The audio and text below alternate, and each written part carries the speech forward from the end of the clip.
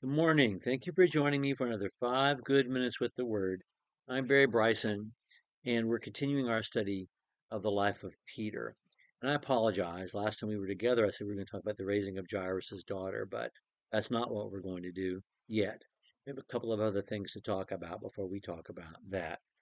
Um, we talked about the feeding of the 5,000 yesterday, or last time we were together. Connected, and the feeding of the 5,000 is in all four Gospels. Connected in Matthew, Mark, and curiously John to the feeding of the 5,000 is the event of Jesus walking on the water. Luke does not record it at all, and I'm not sure why, but he doesn't. Um, Matthew, Mark, and John do record it. And of the three, only John tells us something specific about Peter in this event, which I find curious because Peter doesn't tell it himself in Mark's gospel, Peter being the primary source, to the best of our knowledge, for Mark's gospel. And maybe it's because he didn't want to tell the story about himself for some reason. Didn't want to make the story or focus the story on him, but about Jesus. There are other instances of that in Mark's gospel. Um, um, or there may be some other reason. And in John's gospel, I don't know. John gives us names when nobody else does. But John's also writing at the end of the first century, so he has access to the other three gospels, and he may know Peter's name is already there. I don't need to put that there. Um, but they were so close together for so much of their lives, even before they met Jesus. But he doesn't mention Peter's name. It is Matthew who mentions Peter's name. After Jesus feeds the 5,000, the gospel writers are clear the people want to force Jesus to become their king.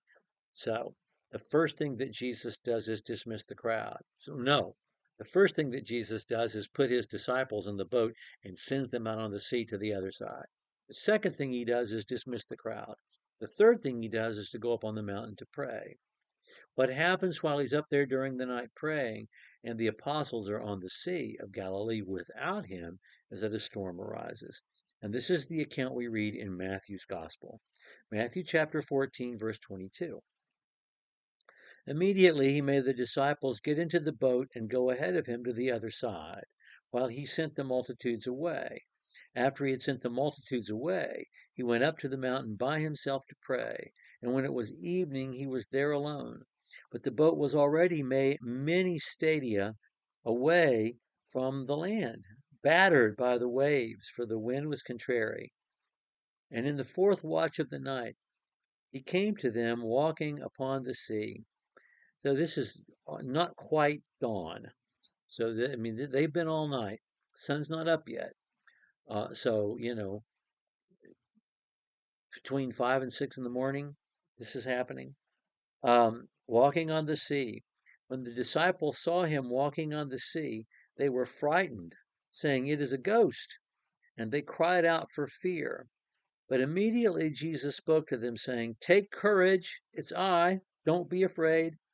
And Peter answered and said to him, "Lord, if it is you, command me to come to you on the water."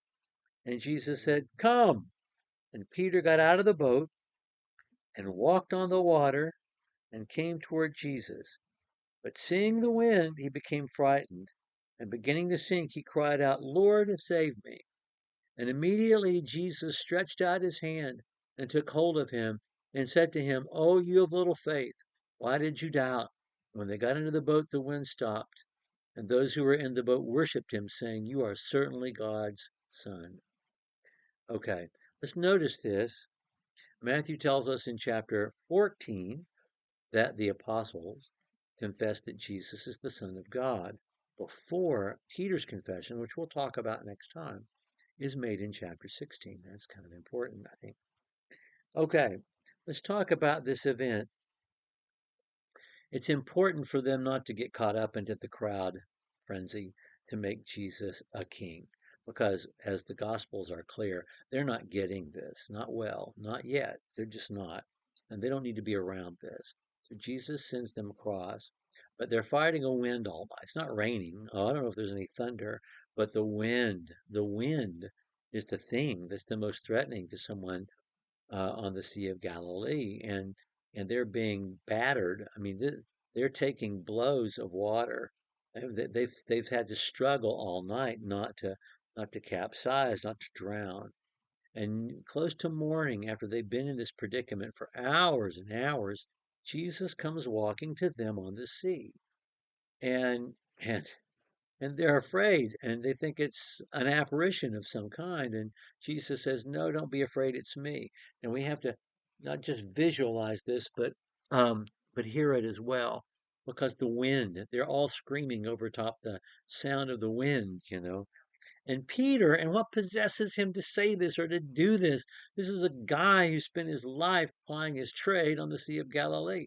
If it's you, tell me to walk to you on the water. Come to you on the water, and Jesus says, "Come." And then can you visualize the water is not static, it's going up and down, bobbing up and down with the waves. And Peter climbing out of the boat one leg after the other, and then walking on these waves up and down towards Jesus, and he's doing it. How many people walked on the water? Two, Jesus and Peter, because Peter believed that if Jesus had come, he could do it. But then he took his eyes off Jesus and saw the wind and became afraid. And it said he started to sink. Now things don't start to sink. Not things like people or rocks. They go bunk, and they go down into the water. But this describes Peter starting to sink into the water, like maybe it's quicksand or something.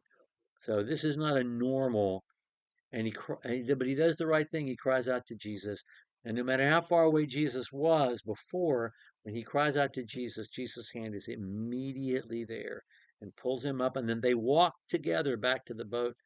And Jesus says, "Oh, you have little faith. Why did you doubt?" And then the storm stops.